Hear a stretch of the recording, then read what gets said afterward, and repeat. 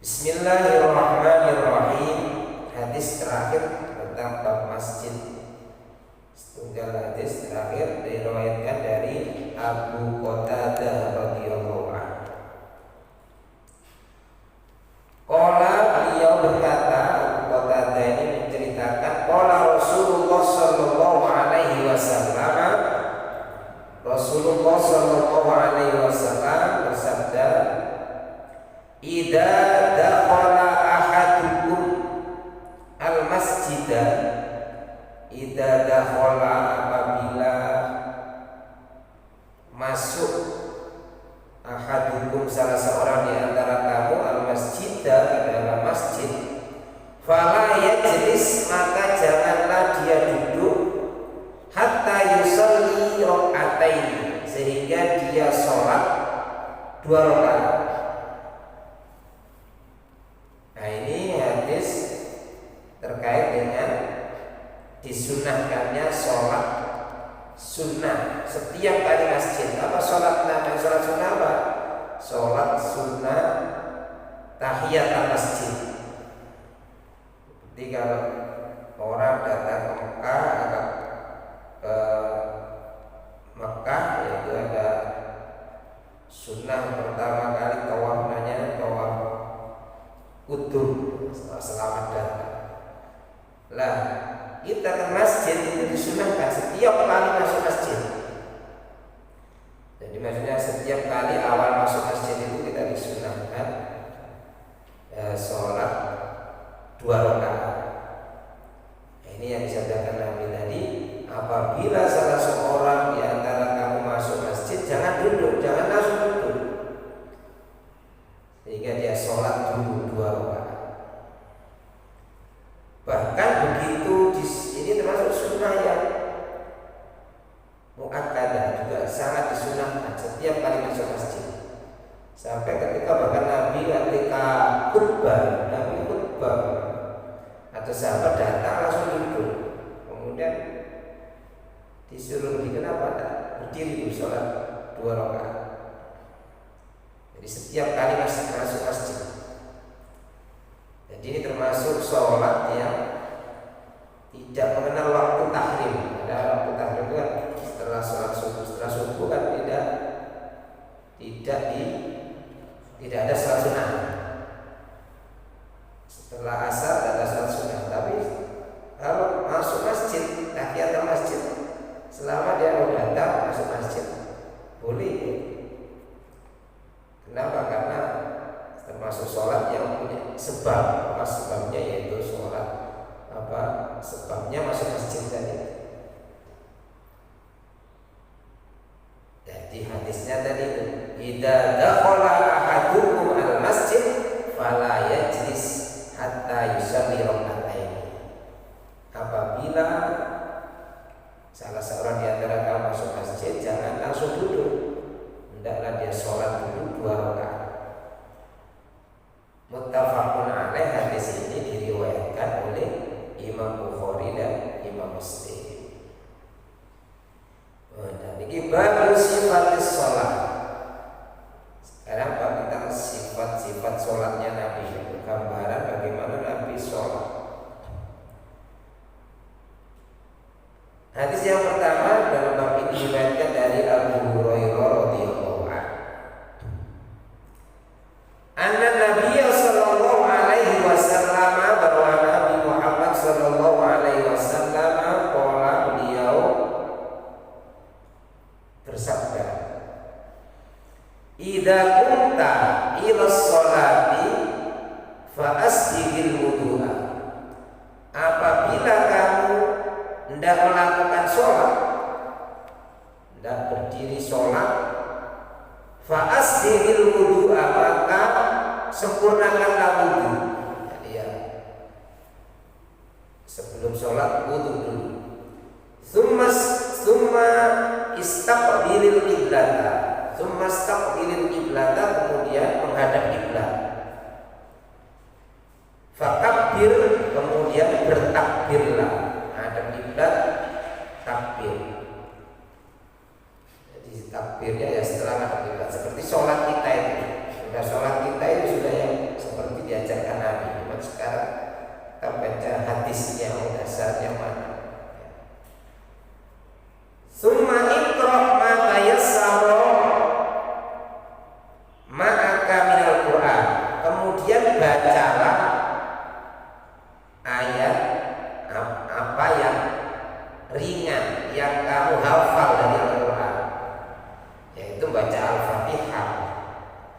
Setiap orang mesti sudah hafal Al-Fatihah.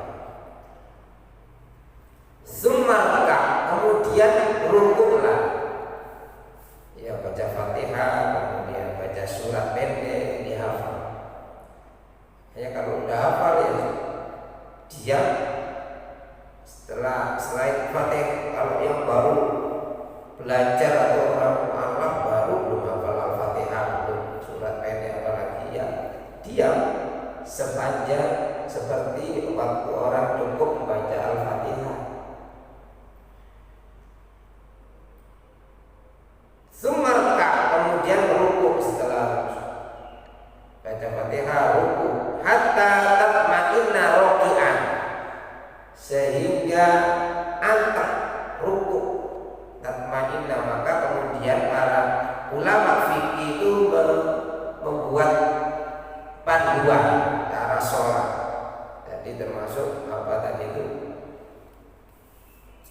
wudu, berarti toha bersuci berwudu, kemudian menghadap kiblat itu dikategorikan rukun sholat. Jadi syarat sah sholat itu menghadap kiblat, syarat sah. Jadi ini ada, kemudian para ulama fikih itu membuat klasifikasi, ada syarat sah, ada syarat wajib, ada rukun. Kalau syarat wajib berarti syarat orang itu diwajibkan sholat. Misalnya ya Islam, balik, berakal sehat, itu syarat wajib. Kalau sudah balik, akalnya sehat, dia wajib sholat. Ada syarat sah. Syarat sahnya sholat apa? Suci, berarti harus wudu, tidak dalam keadaan berhadas, kecil atau besar. Suci, menghadap, menutup aurat, menghadap kiblat, itu syarat sah. Kalau belum terpenuhi ini ya tidak sah. Artinya kita masih kadang-kadang menghadap ke timur atau menghadap ke selatan, sudah takbir Allahu Akbar baru hadap kanan gerak. Nah, jadi kalau syarat sah sholat itu satu suci, menutup aurat, menghadap kiblat. Ini syarat sahnya sholat. Kemudian rukun. Nah, rukun itu sesuatu yang harus dilakukan di dalam sholat. Ketika kita sholat tak boleh ditinggalkan. Apa itu tadi? Takbir. Pertama berdiri. Kan ya itu berdiri. Bagi yang mampu, maka berdiri termasuk rukun dalam sholat fardu. Maka ya kita berdiri. Kecuali kalau nggak bisa berdiri, jadi berdiri itu termasuk rukun.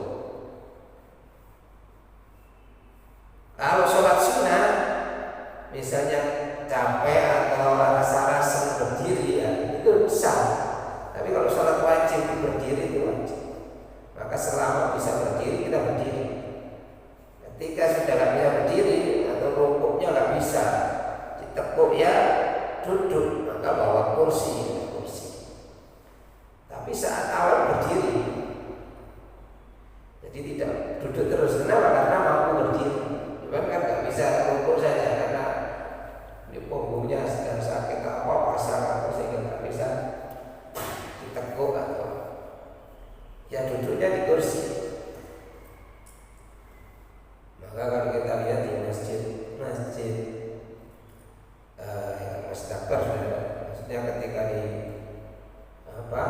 di Masjidil Haram atau Masjid Nabawi itu di masuk dekat masjid sudah ada kursi-kursi banyak. Bagi orang yang berhalangan yang bisa ini duduk bawa kursi. Tapi berdiri ketika awal kan berdiri bisa, karena berjalan aja bisa, jadi berdiri. Ketika rukuk nggak bisa, sudah nggak bisa baru duduk di kursi.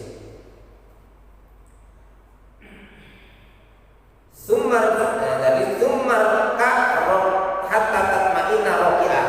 Kemudian rukuk sampai anteng. Maka kemudian ulama mendefinisikan tumaknina, rukuk dan tumaknina. Tumaknina itu anteng. Jadi kemudian antengnya seberapa? Kira-kira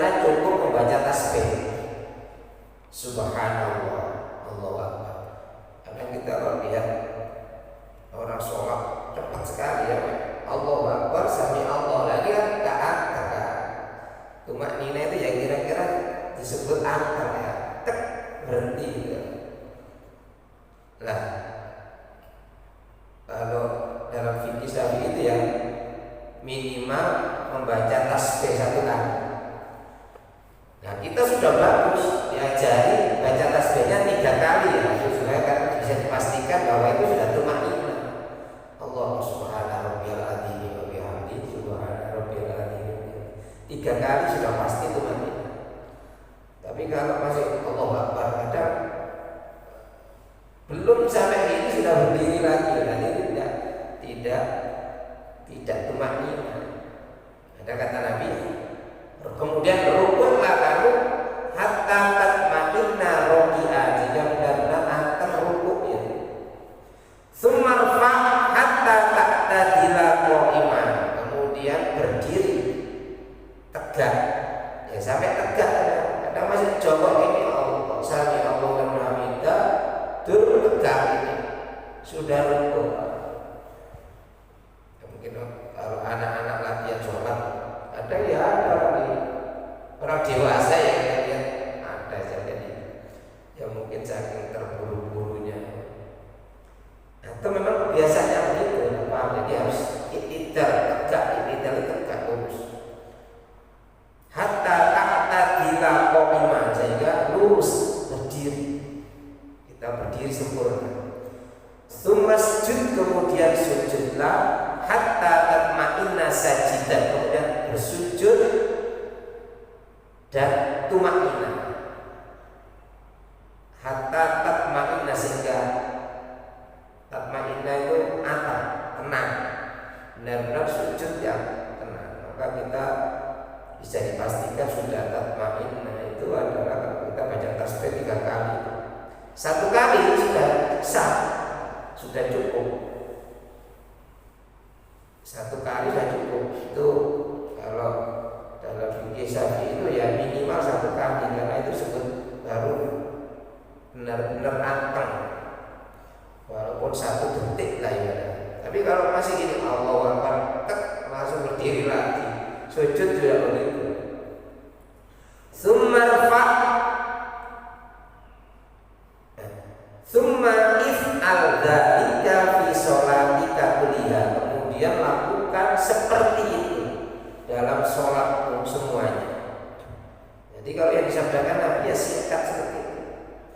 Setelah sujud kemudian melakukan semua sholat seperti itu. Kalau maksudnya rukuk ya yang anteng, berdiri yang tegak, ketika i'tidal, ketika sujud ya yang sujud anteng. Bahkan ada kalau dalam kitab-kitab fikih itu, terutama fikih Syafi'i itu harus menekan, sujudnya harus menekan.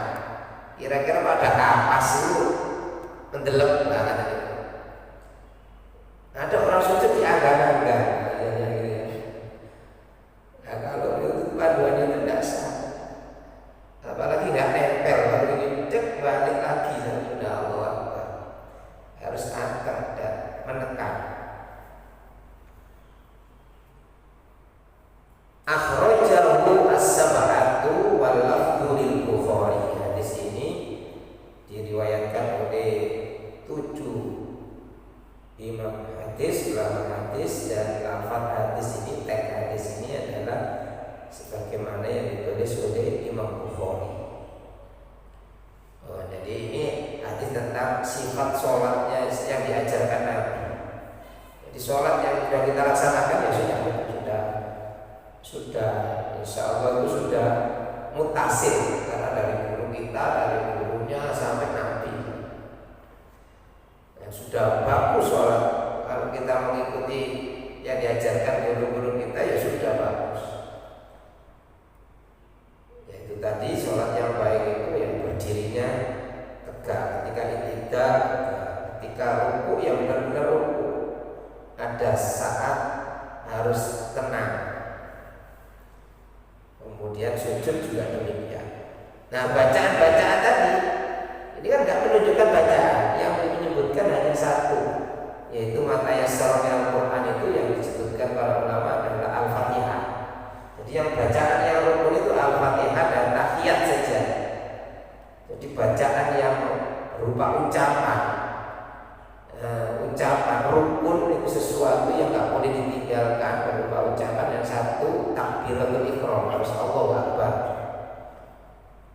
ganti dengan kalimat yang lain. Subhanallah, takbiratul ihram. Kalau takbir intikal, takbir perpindahan dari rukuk ke sujud namanya takbir intikal. Itu sunnah, nah, takbir langsung rukuk ya. Tapi kalau takbiratul ihram itu rukun harus.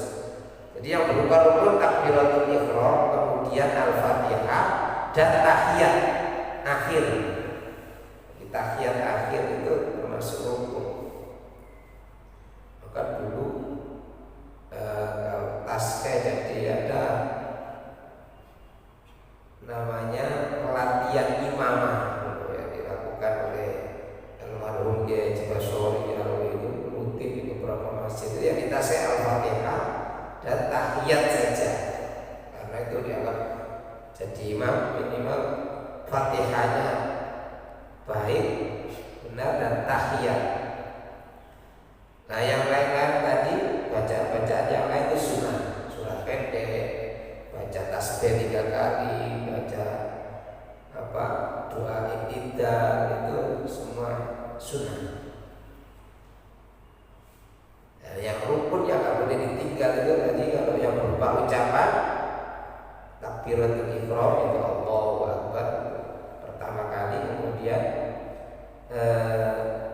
al-fatihah, kemudian tahiyat yang terakhir, dan salam yang pertama. Jadi lempar salam yang pertama itu harus rukun. Assalamualaikum warahmatullahi wabarakatuh. Adapun salam yang kedua itu sunnah. Ini yang berupa ucapan. Yang lain itu berupa gerakan tadi, rukuk, iktidal, sujud, duduk di antara dua sujud seperti yang sudah kita lakukan. Wali Ahmad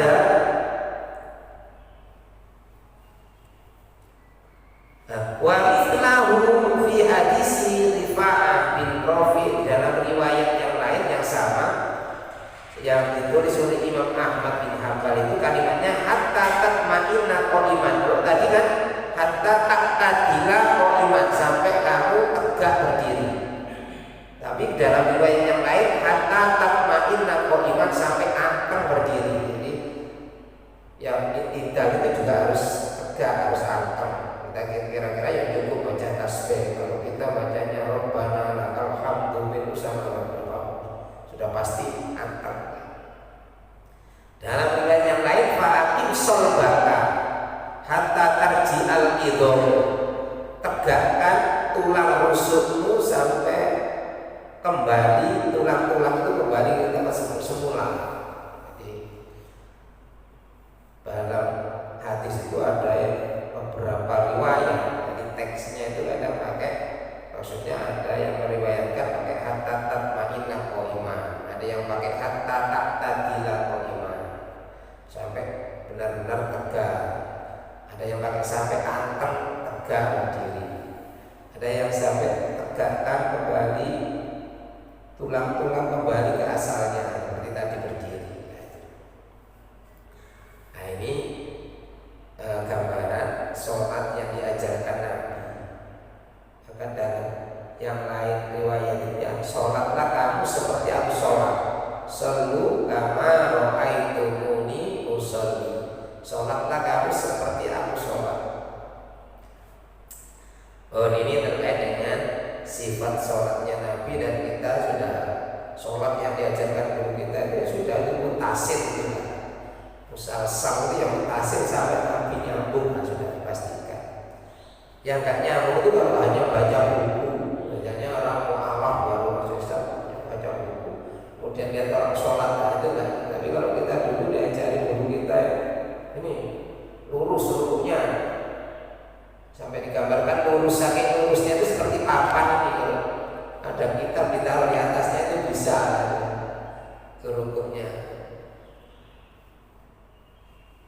Nah, walaupun misalnya pemotor di atau apa ya, yang penting yang diajarkan itu sudah benar. Demikian ini tentang hadis tentang sifat sholat Nabi. Lain nanti kita lanjutkan banyak bagaimana termasuk sholat-sholat sunnah-sunnahnya yang kemudian ada banyak perbedaan, apakah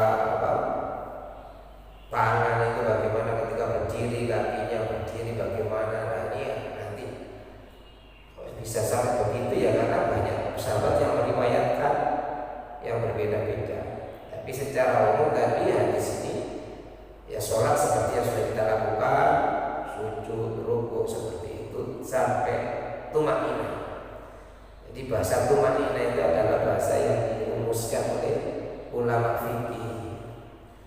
Bahasa syarat, bahasa rukun, bahasa sunnah itu adalah panduan yang sudah dirumuskan oleh para ulama fikih dalam berdasarkan hadis-hadis Nabi.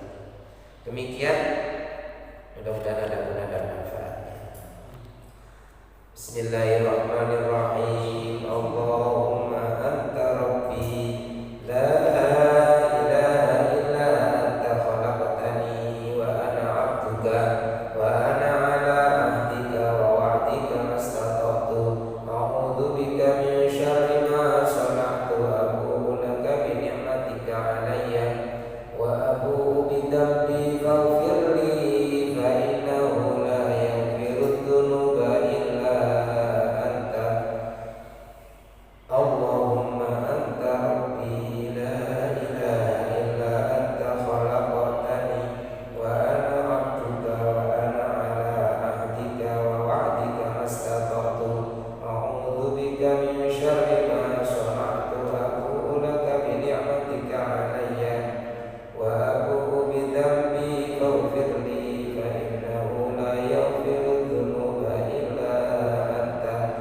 Allahumma anta rabbi la ilaha illa anta khalaqtani wa ana 'abduka wa ana 'ala ahdika wa wa'dika mastata'tu a'udzu bika min syarri ma sana'tu abu'u laka bi ni'matika 'alayya wa abu'u bi dhanbi faghfir li fa innahu la yaghfiru dhunuba illa anta. Bismillahirrahmanirrahim. La yadurru ma'a ismihi syai'un fil ardi wa la fis sama' wa huwas sami'ul 'alim. Bismillahirrahmanirrahim. La yadurru ma'a ismihi syai'un fil ardi wa la fis sama' wa huwas sami'ul 'alim. Bismillahirrahmanirrahim. La yadurru ma'a ismihi syai'un fil ardi wa la fis sama' wa huwas sami'ul 'alim. Allahumma salli ala sayyidina Muhammadin tibbil qulubi wa dawaiha wa afiyatil abdani wa shifaiha wa nuril absari wa diyaiha wa ala alihi wa sahbihi wa sallim. Allahumma salli ala sayyidina Muhammadin tibbil qulubi wa dawaiha wa afiyatil abdani wa shifaiha wa nuril absari wa diyaiha wa ala alihi wa sahbihi wa sallim. Allahumma salli ala sayyidina Muhammadin tibbil qulubi wa dawaiha wa afiyatil abdani wa shifaiha wa nuril absari wa diyaiha wa ala alihi wa sahbihi wa sallim. Li khamsatun udfi biha harral waba'il hatina al-mustafa wal murtada wa ibnahuma wa fatima. Li khamsatun udfi biha harral waba'il hatina al-mustafa wal murtada wa ibnahuma wa fatima. Li khamsatun udfi biha harral waba'il hatina al-mustafa wal murtada wa ibnahuma wa fatima. A'udzu billahi minasyaitonir rajim. Bismillahirrahmanirrahim. Allahumma shalli wa sallim ala sayyidina Muhammadin wa ala alihi wa sahbihi ajma'in. Walhamdulillahi rabbil alamin. Rabbana ighfir lana dhunubana wa li walidina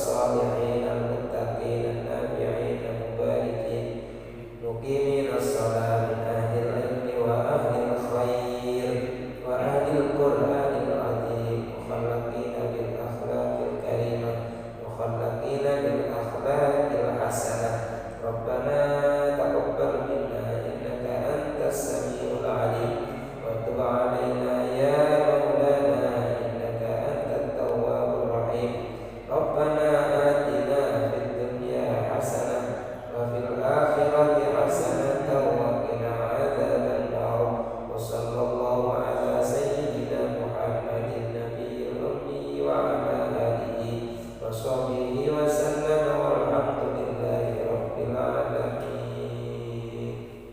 Al-Fatihah.